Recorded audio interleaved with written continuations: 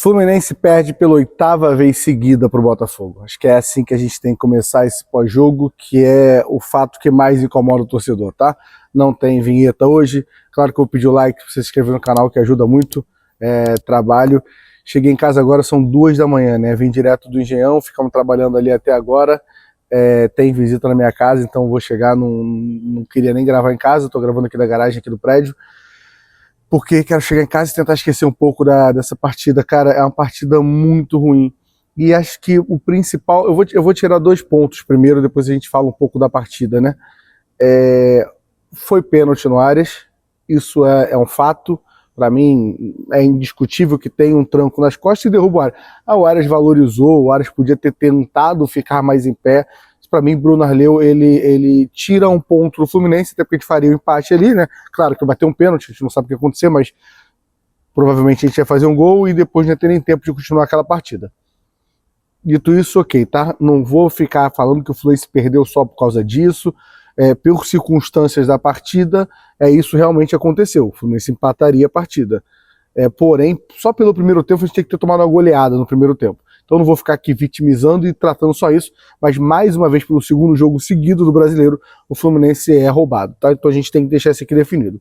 Mas vamos lá, o segundo ponto. 8 jogos seguidos perdendo o Botafogo. Eu nunca vi isso, você nunca viu isso, ninguém aqui nunca viu isso na história do Fluminense.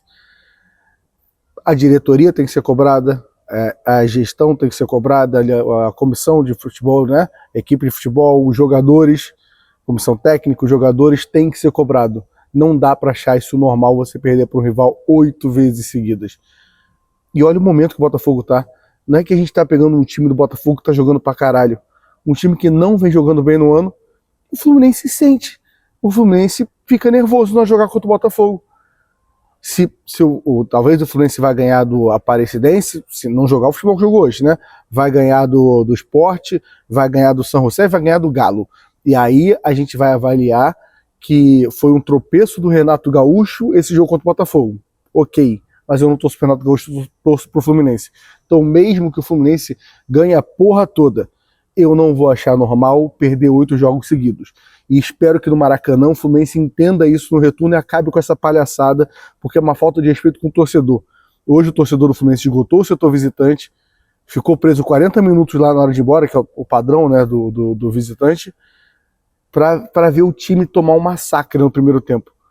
O Renato Gaúcho poupou o time inteiro. O Renato Gaúcho não viajou, ficou treinando esse time. E o Botafogo viajou para tomar uma porrada na Argentina no meio da semana. E fisicamente parecia que os caras estavam muito melhor que a gente no primeiro tempo. O Renato falou essa coletiva, o Fluminense assistiu o Botafogo jogar no primeiro tempo. Parecia que tinham 3 jogadores de Botafogo a mais que o Fluminense em cada lance de jogo. Então assim, é constrangedor o que aconteceu no Engenhão no primeiro tempo. Não dá para entender o que aconteceu. Então esse para mim assim, são os 2 fatores principais que a gente precisa falar. Sobre a partida, para mim Renato escala até um time ok. Acho que o Ganso realmente fisicamente está muito abaixo ainda, não tem condições, mas tem jogadores que a gente precisa entender assim. O seu Canóbio desistiu de jogar, né? Enganou a gente um pouco, iludiu um pouco a gente quando chegou no Fluminense. Não consegue criar nada, nem ajudar na marcação, ele só corre hoje em dia. É um atleta olímpico do Fluminense que tem lá um corredor de 100 metros rasos que a gente contratou, e é isso, até agora nada. Aí você fala, porra, filho, tem que botar então quem? Não sei também, porque Keno jogou de sacanagem. Aliás, a gente precisa conversar com o Keno, né? Sobre o Keno. Tem alguma coisa que tá acontecendo.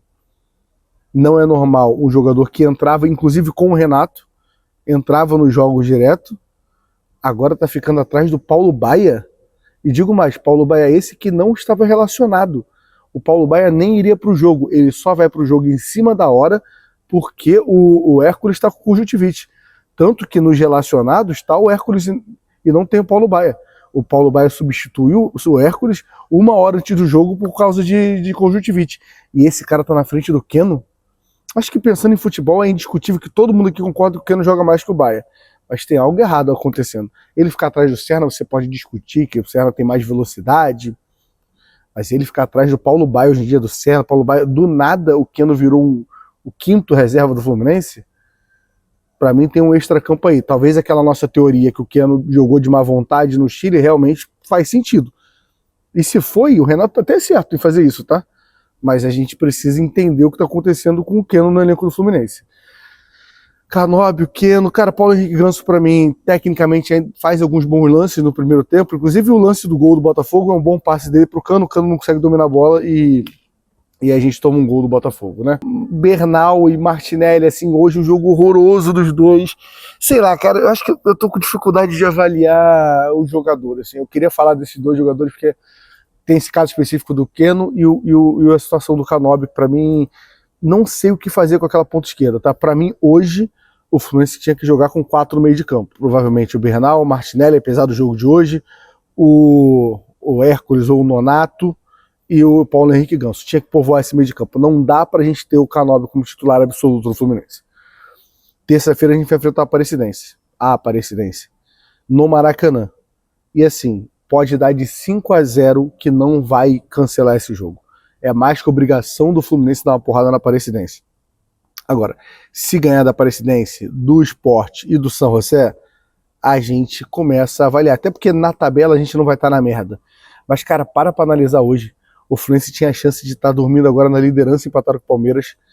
O Botafogo nessa hora entrando na zona de rebaixamento, então ia entrar amanhã, né, com os jogos que vão acontecer ainda. Amanhã não, hoje, que eu tô soltando esse vídeo de manhã, que eu tô gravando isso aqui 2 da manhã, né.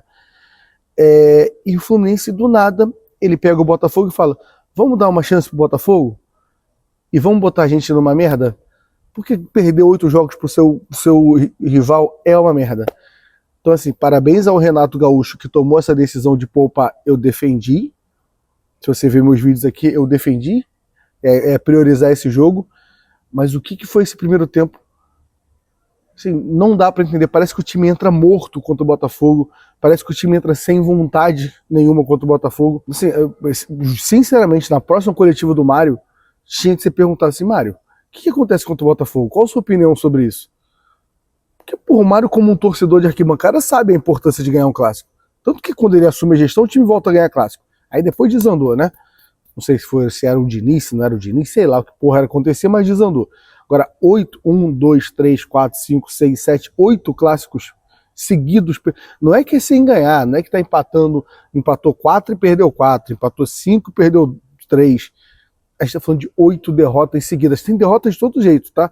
Tem derrota da gente jogando mais ou menos e o Felipe Melo entregando no final. Tem tomando massacre, como hoje, já teve uns 2 ou 3 que foi massacre. Tem a gente de ressaca de Libertadores. A gente tá falando temporada 23, 24, agora estamos chegando à metade de 25 e tem chance de desenvolver só no final de 26. Ou numa Copa do Brasil da vida. O Fluminense precisa acordar e entender que tem que levar o Fluminense e Botafogo a sério. O Fluminense não está levando a sério o clássico. E isso aí é sacanagem com o torcedor do Fluminense. Dito isso, terça-feira tem mais. Vamos ver o que vai acontecer na terça-feira. Deve broxar muito o público de terça-feira. Depois a gente vai pegar o Sport no Maracanã e depois o São José na Bolívia. É para dar 3 porradas e jogar bola. O Fluminense precisa jogar bola. É a primeira derrota do Renato Gaúcho? Ok, mas ele vai ser cobrado. Ele é o técnico do time que perdeu 8 jogos seguidos pro Botafogo. Então, puta que pariu, é como acaba esse vídeo. Que merda.